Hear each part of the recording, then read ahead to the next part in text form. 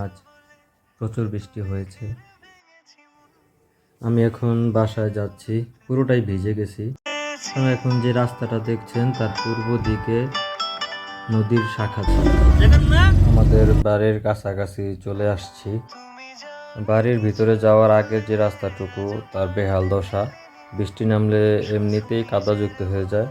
তারপর আবার এই জায়গায় কিছু কাজ করতেছিল রাস্তার উপর দিয়ে, গাড়ি নেওয়ার কারণে রাস্তা একেবারেই বাজে অবস্থা হয়ে গেছে।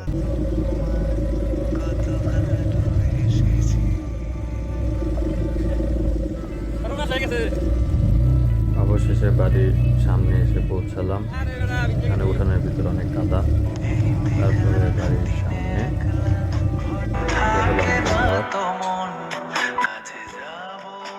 ঘরের ভিতরে আসলাম। সবাই ভালো থাকবেন। ভিডিও দেখার জন্য সবাইকে ধন্যবাদ।